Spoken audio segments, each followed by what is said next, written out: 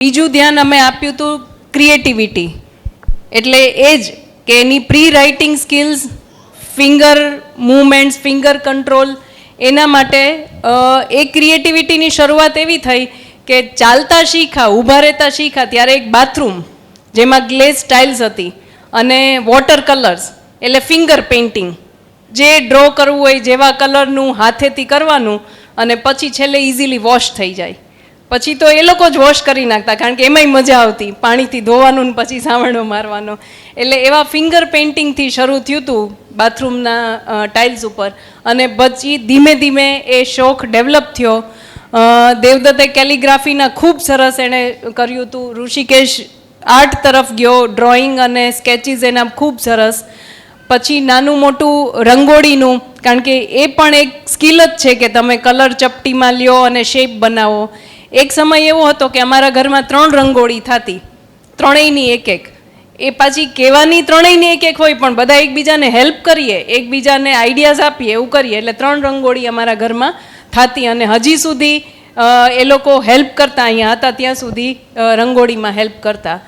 નાના મોટા કાર્ડ્સ, કાંઈ પણ ઇવેન્ટ હોય ઘરમાં તો કાર્ડ્સ તો બનાવવાના ને આપવાના જ. દાદા દાદીની એનિવર્સરી હોય કે બર્થડે હોય, જુદી જુદી ટાઈપના કાર્ડ્સ બનાવીને આપવાના. અને આ બધામાં આપણે અત્યારે એક જોઈ છીએ કે ઘરમાં આપણે બધા મધર્સ સ્પેશિયલી ગંદુ ન થવા દે. કંઈ ગંદુ થાય એટલે છોકરાને બધું ના પાડી દે, આ નહીં કરવાનું, ઓલું નહીં કરવાનું, ફલાણું નહીં કરવાનું. એટલે એવી પાબંદીઓ ખૂબ અત્યારે કદાચ છે. જ્યારે આપણા સમયમાં આપણે ચોકથી દિવાલ ઉપર લખતા, અને એ દિવાલ ઉપર લખવાનો આનંદ તો કંઈક હોય જ છે, એ તો છે જ, કે જે નોટપેડમાં ના હોય. એટલે ઘરમાં એક કોર્નર એવો રાખવો, એક દિવાલ એવી ફ્રીલી આપવી કે અહીંયા લખ, તાર જે લખવું હોય, લીટોળ્યા કર, જે કરવું એ કર. તો એને એક આઉટલેટ તો મળે. ભલે આખા ઘરમાં ન તમે કરવા દો, પણ અમુક ઘરનો કોર્નર એક ભલે ગંદો થતો પણ થવા દેવો એ જરૂરી છે કદાચ. કારણ કે આજકાલના ઘરે બધા બહુ હોટલ જેવા થઈ ગયા છે, એટલે આપણને રહેતા બીક લાગે ઘણી વાર, એવું થાય. અને પછી આ બધું કરવામાં આમ અમારો ટાઈમ ટેબલ એવો હતો કે 2 થી 5માં સ્કૂલનું વર્ક, હોમવર્ક, અમારે જે રીડિંગ કરવું એ કરી લઈએ. 5 વાગે ઓલમોસ્ટ પેકઅપ કરી અને પછી એ લોકો આરામથી શેરીમાં કે જ્યાં રખડવું હોય રખડે. એટલે રાતના પછી ચિંતા ન રહીએ કે બેગ પેક કરવાની કે હોમવર્ક કરવાની. હવે હું જાઉં હોસ્પિટલે પછી ભેગા થઈ અને આવા કાગળ ને ડૂચા ને કટિંગ ને ઓરિગામી કેટલું બધું થયું હોય, એમાં ઉપાડવાનું. આમ મોસ્ટલી હું કાં ચિઠ્ઠી લખી જાઉં કે ઇન્સ્ટ્રક્શન કે આ કરી નાખજો, આ કરી નાખજો, જેથી એમ બહુ ન થાય કે મમ્મા ટક ટક કરે છે. તો સામે એ લોકો શીખી ગયા. એક દિવસ આવી સરસ નોટ, બધું જ આખું કચરો ઉપર હતો અને આવી સરસ નોટ મૂકીને ગયા હતા. 2016ની છે, એટલે લગભગ 8-9 યર્સના હશે, તો 10 યર્સના.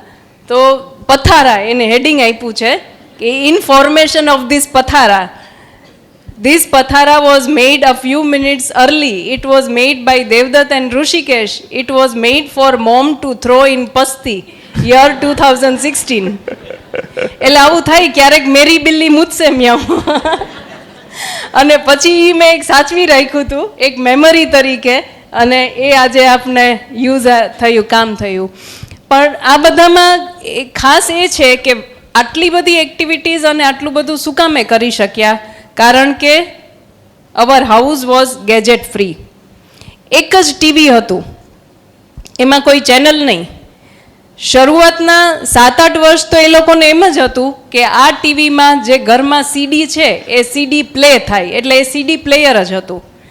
એ સીડીમાં અમે એનિમેશનની, થોડીક હિસ્ટ્રીની, પછી બાળ રામાયણ, મહાભારત, લવકુશની, પછી ઓલા કયું ઋષિ પૃથ્વીરાજ ચૌહાણ, એની ફિક્સ સીડીઓ હતી. પેલું ડમ્બો એક હતું. અને એટલી બધી એ લોકો જોતા, એટલી બધી જોતા કે એના આખા ડાયલોગ્સ અને નેક્સ્ટ સીન એને ખબર હોય.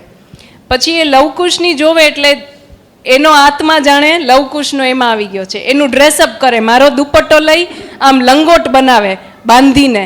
પછી ક્યાંક મેળામાંથી તીર કમાન લીધા હતા, તો અમે લવકુશ છીએ ને પછી કોકવાર મારે સીતા બનવાનું થાય ને કોકવાર રાક્ષસી બનવાનું થાય, અને એ એક્ટિંગ કરવાની. હવે ડાયલોગ્સ એ લોકોને તો આવડતા હોય, આપણે એટલી વાર જોયું ના હોય. તારે આમ નહીં આમ બોલવાનું હતું, અને એમાંથી પછી ફટકે કોકવાર એટેક આવે. અમે એને એટેક કહેતા, એમાંથી એટેક આવે.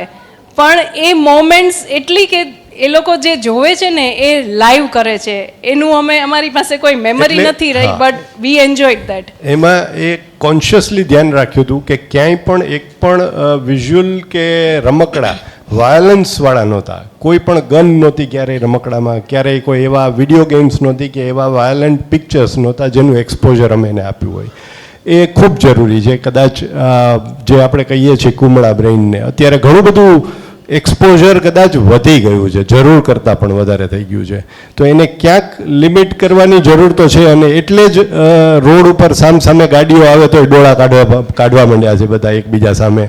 એ કદાચ એનું જ એક રિફ્લેક્શન છે આપણા બિહેવિયરમાં આવતું જાય છે. વાયોલન્સ ખૂબ પેલું છે. એટલે અમે પણ એકે એવા વાયોલન્ટ સિરીઝ કે પિક્ચર્સ કે ક્યારેય જોતા નથી, કે બને ત્યાં સુધી જોયા જ નથી. કોમર્શિયલ મૂવીઝ કદાચ અમે એ લોકો 12-15 વર્ષના થયા હશે ત્યાં સુધી જોયા જ નથી. જે હોય એ આવી રીતે જ, અને એના ફ્રેન્ડ્સને લઈને સન્ડેના જવાનું હોય તો એ લોકોને મૂકી આવીએ, એકલા જોઈ લે ને પાછા લઈ આવીએ. બાકી રૂટીન કોમર્શિયલ મૂવીઝ છે એવી રીતે જોયા નથી. સિરિયલ્સથી લઈને હવે તો નેટફ્લિક્સ સાથે ઘણું બધું આવી ગયું. એ ત્યારે કદાચ નહોતું, પણ છતાંય આવી વાયોલન્સવાળી કોઈ પણ વસ્તુને અમે કોન્શિયસલી અવોઇડ કરવાનો પ્રયત્ન કર્યો હતો. પછી એમાં પ્રોબ્લેમ એક ક્યારે આવ્યો, જ્યારે સ્કૂલે જઈને 2nd 3rd વેનમાં જતા હોય. હવે વેનમાં બધા ઓલા ડોરીમોન ને પોકીમોન ને છોટા ભીમની ને ત્યારના જે કાર્ટૂન ચાલતા એની વાર્તા ચાલતી હોય. આ લોકો તો સાવ ઈ બાબતે આમ અભણ જેવા જ હતા, એટલે એ લોકોને ખબર ના પડે. પછી આવીને એમ કે મમ્મા આપણું ટીવી સાવ જૂનું છે, આપણા ટીવીમાં કંઈ આવતું જ નથી આના સિવાયનું. નવું ટીવી લઈને તો એમાં કેટલા બધા કાર્ટૂન આવે ને એવું થાય. એટલે વળી પાછું આપણને એમ થાય કે હવે આને કેમ ટેકલ કરવું. પછી અમે એન્સાઇક્લોપીડિયા લઈ આવ્યા, અને એમાં રોજ એવું કરીએ કે આજે ઈ ઉપરનું જોશું કે એફ ઉપરની ઇન્ફોર્મેશન જોશું, એટલે કાંઈક એ લોકો કહે એટલે એ ઇન્ફોર્મેશન વાંચીએ. પછી એ જઈને વેનમાં એમ કે તને ડોગ્સની સ્પીશીઝ ખબર છે, કેટલી સ્પીશીઝ હોય, સૌથી મોટું કોણ હોય, સૌથી નીચું ડોગ કયું હોય. એટલે ઓલા છોકરાઓને એમ લાગે કે આપણને તો ખબર નથી. એમ કરતાં કરતાં એને ડાયવર્ટ કર્યા કે you are superior, they are inferior. જે લોકો કાર્ટૂન જોવે છે એ બહુ મોટી વસ્તુ નથી. એટલે એવરી ટાઈમ ચેલેન્જ તો હોય જ, એવું નથી કે it was an easy journey. અને પછી એ પણ કહી શકીએ કે એ લોકો પાસે પર્સનલ ગેજેટ્સ, એટલે અત્યારના જમાનામાં પેરેન્ટ્સને એવું લાગશે કે આ કદાચ બહુ ઓર્થોડોક્સ છે, પણ આફ્ટર દે કમ્પ્લીટેડ 12th બેયને પોતાના પર્સનલ સ્માર્ટફોન આવ્યા. Otherwise my smartphone was public phone, અને મારો ના હોય ત્યારે દાદાનો હોય. કોવિડ દરમિયાન આખું સ્કૂલિંગ પણ ઓનલાઈન હતું, ત્યારે પણ વી કુડ મેનેજ. હું હોસ્પિટલના નંબર ઉપર કોલ ટ્રાન્સફર કરીને ઘરે ઇન્સ્ટ્રુમેન્ટ રાખીને જાઉં, અને પછી જરૂર પડે તો દાદાનો ફોન. પણ ઇટ વોઝ પોસિબલ. ઘરે વાઈફાઈ નથી, આજ સુધી નથી. કોમન લેપટોપ એક હતું, એ હતું. અત્યારે દેવદત્તને જરૂર છે એન્જિનિયરિંગમાં એટલે એનું છે. બેયને ફોન 12th પછી, અને પર્સનલ ગેજેટ્સ આફ્ટર કોલેજ, અને સિંગલ ટીવી જ. પર્સનલ રૂમમાં કોઈને ટીવી નથી, અને એ પણ હજી ચેનલ વગરનું જ છે, એટલે જે દૂરદર્શન આવે એટલું જ. અને we are living happily with that. Twins જેવા હોય એટલે બધાને એમ હોય કે એકનું લીધું એ બીજાનું લીધું, બેયનું સરખું સરખું આવે. પણ અમે એવું કર્યું નહોતું. જે છે એમાં બેયે સર્વાઈવ કરવાનું. પછી એમાં એક સફરજન હોય તોય તમારે શેર કરવાનું, બરાબર? એટલે એવી રીતે જે છે એમાં શેર કરતા શીખડાવવાનું અને ચલાવી લેવાનું. એમાં એ લોકો એ શેરિંગ અને કેરિંગમાં ધીમે ધીમે એકબીજાથી એડજસ્ટ થતાં શીખી ગયા. પછી શેરિંગ અને કેરિંગ પહેલાંમાંય હોય કે મારામારી થઈ હોય તો મેં તને આટલી જોરથી થપ્પડ નહોતી મારી, તે વધારે મારી, હવે હું એક વધારે મારી લઈશ. એમાંય ચાલતું હતું.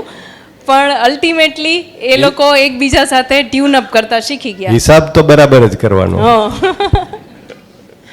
અને એકની એચિવમેન્ટ એટલે બધાની એચિવમેન્ટ, એવું નહીં કે આની એચિવમેન્ટ છે. It is achievement for all.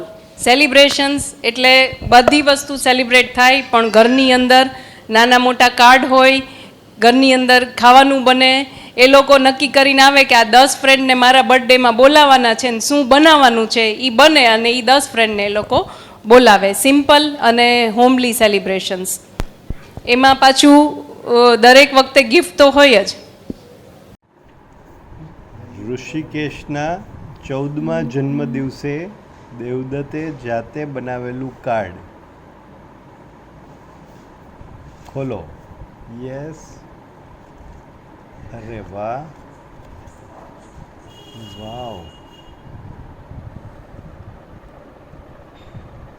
Happy birthday to you. મસ્ત. બંધ કરતા જાઓ. પાછું એકવાર બતાવો આખું કાર્ડ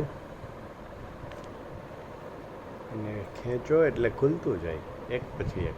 વાહ વાહ, સરસ. So this was the pass time. આવું કંઈક પાટે ચડાવી દેવાનું એટલે એમાં ટાઈમે નીકળે અને રમત એ થાય. અને આવી જ રીતે એ લોકોએ દરેક બર્થડેમાં કંઈક ને કંઈક બધા માટે કાર્ડ બનાવ્યા હોય, કર્યું હોય અને ખૂબ સરસ રહ્યું. અને બધા જ બર્થડે અમે એમના ઘરે જ મનાવ્યા છે. ક્યારેય કોઈ હોટલમાં કે એમ ક્યારેય એકેય બર્થડે મનાવ્યો નથી આજ દિવસ સુધી એમનો. નીચેની ફ્રેમ ઋષિકેશ છે. દેવદત્ત જ્યારે કોલેજમાંથી પહેલી વાર ઘરે આવ્યો ત્યારે 11th હતો તો એણે થોડો ટાઈમ કાઢી અને એને ગિફ્ટ કરી છે.